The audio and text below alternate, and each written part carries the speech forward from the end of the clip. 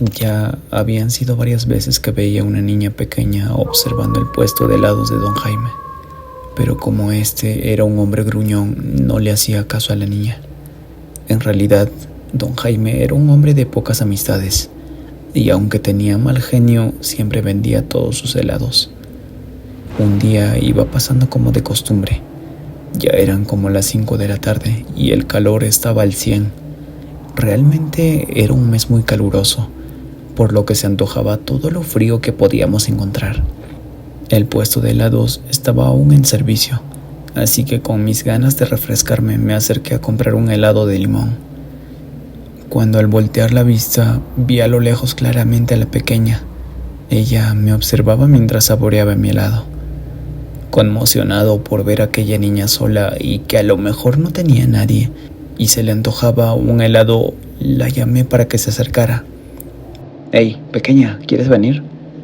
Ella solo me observaba y me miraba moviendo la cabeza diciendo no. Así que nuevamente le grité para que se acercara a mí. «Pequeña, ¿quieres un helado?».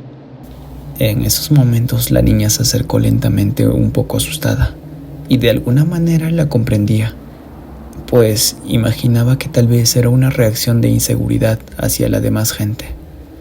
Mientras la menor iba caminando hasta el lugar donde me encontraba, imaginaba la vida que tal vez podría llevar, pues se veía descuidada, sucia y con el cabello todo despeinado.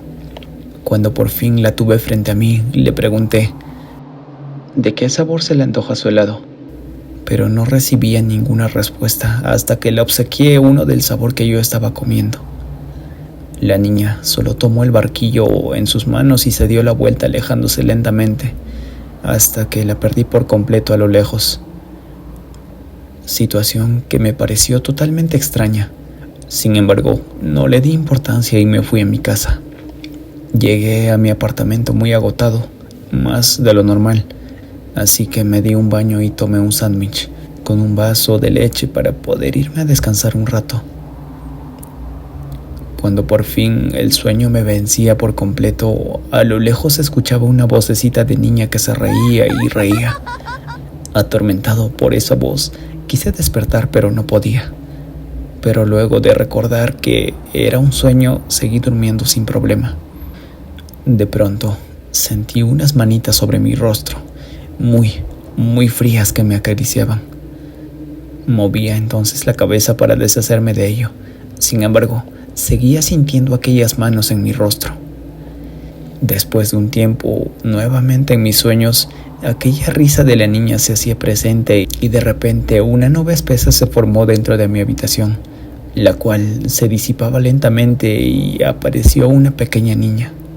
Al frotarme los ojos para apreciar lo que veía, era la misma niña de los helados, la cual le había obsequiado uno, donde mirándome a los ojos con una voz macabra y riéndose al mismo tiempo, me daba las gracias.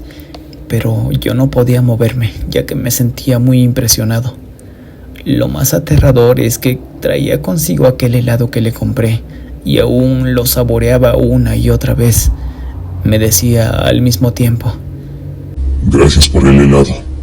Nunca lo olvidaré».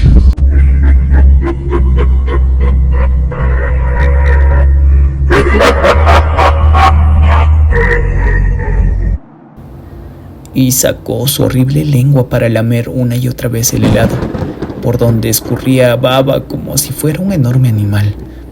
Después, en unos segundos, desapareció por completo y no la volví a ver jamás. Al día siguiente le hice la plática al heladero, a quien le conté todo lo que me había sucedido, por lo que él asombrado me dijo: «Eso que viste no es una niña, es un demonio. Ya había escuchado hablar de eso, pero lo más extraño es que a veces aparece en forma de niña, otras en forma de anciano, pero al final de cuentas no hace daño a nadie, solo un terrible susto». Cuando mi papá era joven, en los años 80 a 90, trabajaba de conductor en un autobús. Los viajes que él realizaba casi siempre era de la Ciudad de México a otros estados de mi país. En uno de esos viajes, cuando conducía a altas horas de la noche por la carretera, de la nada, desde lo lejos veo a un hombre sin ropa. Al momento que está por darle alcance, el hombre hace algo terrorífico. Intencionalmente se le aventó al bus, al punto que mi padre estaba a nada de perder el control. Y si no pensaba con la cabeza fría, se llevaba a todos los pasajeros hacia el abismo. La reacción de mi padre fue seguir conduciendo y atropellar al hombre sin ropa. Pensó que así salvaría a los pasajeros. Después de atropellarlo y pasando unos metros, pisó el freno. Los pasajeros venían nerviosos y preguntando qué pasaba, menos los de adelante, que vieron todo. Agradeciendo estar bien, les preguntó cómo estaban, si había algún herido o si alguien se había golpeado, y con miedo salió del autobús. Al bajar unos metros donde atropelló al hombre, no encontró su cuerpo. Además que en la carretera no había nada de sangre. Extrañado, miró adelante del autobús para ver si tal vez el cuerpo quedó adherido. Lo más extraño de todo fue que en la parte delantera no había absolutamente nada. El autobús no presentaba ningún impacto y no había manchas de sangre, ni cuerpo, ni rastros. Con miedo, mi padre se subió al autobús. Los pasajeros le preguntaron si iban a pedir ayuda. Algunos bajaron e igual no encontraron rastro de nada. Como la unidad estaba bien, ya descartando cualquier accidente, empezó a conducir hasta llegar a su destino. Después que mi padre llegó al terminal y al bajar a todos los pasajeros, se fue a estacionar en un rincón para descansar, ya que tenía que regresar a primera hora de la mañana. Estando en el camarote del autobús, mientras trataba de dormir, de la nada se escuchaba a un bebé llorar. Los llantos provenían dentro del autobús. Pensando que un pasajero dejó olvidado a su bebé, de inmediato salió del camarote y se puso a buscar en todos los asientos.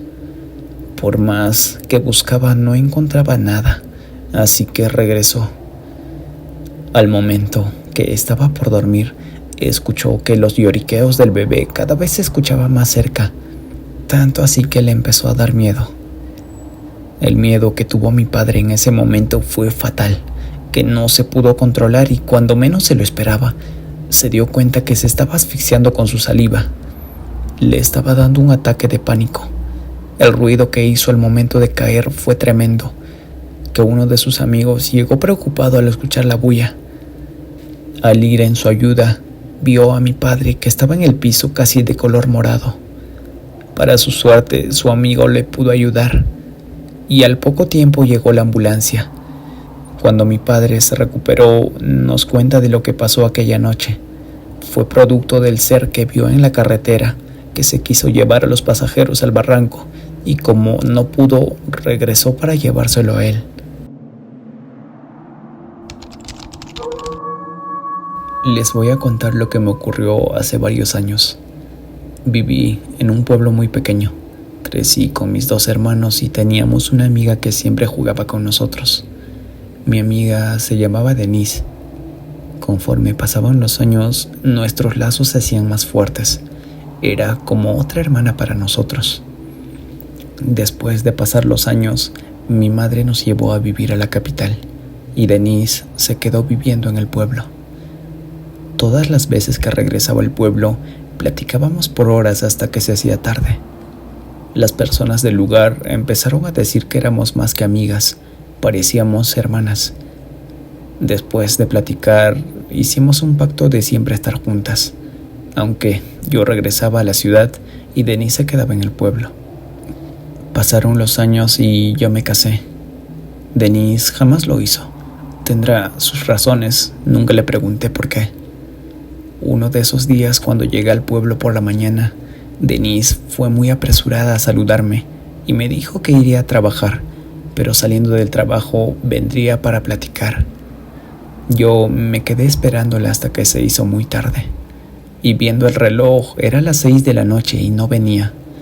Después eran las 7, las 8 de la noche y nada que llegaba. Como ya era muy tarde, me daba la idea de que se le olvidó o tal vez tenía mucho trabajo. Por cierto, Denise trabajaba de maestra y es por eso que supongo que no había podido venir, porque tenía mucho trabajo.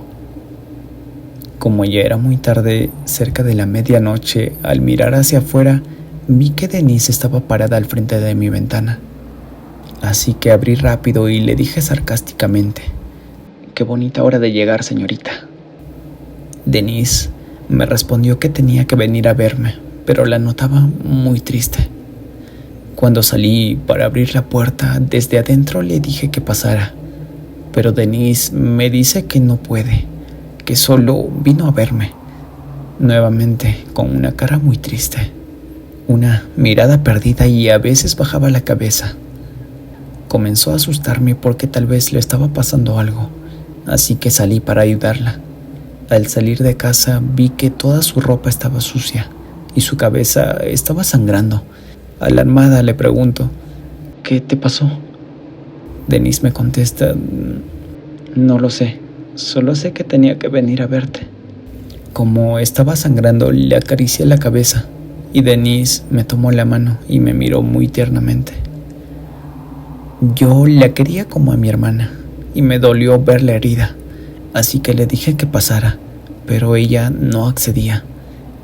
Le dije: «Ve a tu casa, mañana temprano te llevo un caldo», y ella me respondió que sí. Ya siendo de mañana, me levanté muy temprano y me fui para su casa a llevarle un caldo y ver cómo estaba mi amiga. Cuando llegué a su casa, su madre me recibió y le dije: «Aquí está el caldo, dígale a Denise que ya se levante». Su madre me dijo que no había llegado a dormir, pensó que estaba conmigo. Después de unas horas me entero de una triste noticia. Encontraron el cuerpo de Denise con una herida de bala en la cabeza. Ella pasó a mejor vida varias horas antes de la vez que vino a visitarme.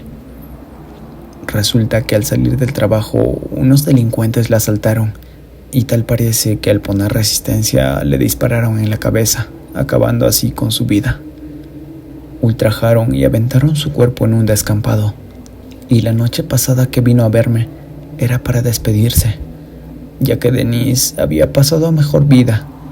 Aún me cuesta creer lo que pasó, y créanme, hasta el día de hoy todavía no supero la partida de mi amiga. Me hace mucha falta, y aunque su madre denunció el crimen, hasta la fecha aún no se hizo justicia.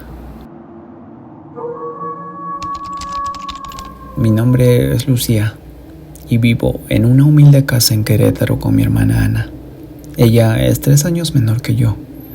Nuestro día a día siempre ha sido bastante simple y muy tranquilo, hasta que un hecho inusual vino a alterarlo completamente. Era un sábado por la mañana, cuando decidimos visitar el tianguis local.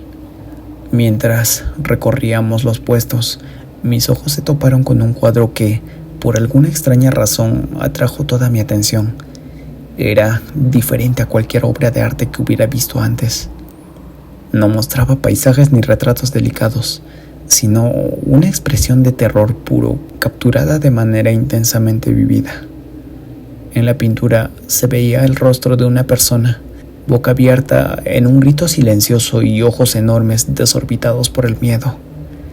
La imagen era tan real y palpable que, por un momento, sentí su pánico transferirse a mí a través de la mirada. Intrigada y un tanto perturbada, compré el cuadro, pensando que su intensidad podría ser tema de conversación muy interesante para quienes nos visitaran. Lo colgué en la sala, sin imaginar las consecuencias que esto traería. Desde la noche en que el cuadro tomó su lugar en nuestra pared, comencé a experimentar una sensación de inquietud. Cada vez que pasaba cerca, me parecía escuchar un susurro apenas audible, como si el grito atrapado en la pintura intentara liberarse. Ana también se sentía incómoda, aunque no hablábamos mucho del tema. Una noche desperté sobresaltada por un ruido fuerte proveniente de la sala. Al encender la luz, vi que el cuadro estaba en el suelo, como si se hubiera caído solo. Pero Lo que realmente me heló la sangre fue que la expresión del rostro había cambiado. Ya no solo era un grito de miedo, sino de dolor y agonía. Los ojos parecían seguirme a donde quiera que me moviera en la habitación. Aterrorizadas, Ana y yo decidimos deshacernos del cuadro inmediatamente. Lo sacamos de la casa y lo dejamos junto a un contenedor de basura a varias calles de distancia. Sin embargo, la tranquilidad duró poco. Desde entonces, sucesos extraños comenzaron a ocurrir con más frecuencia. Objetos que se movían solos, susurros en la noche y una constante sensación de ser observadas.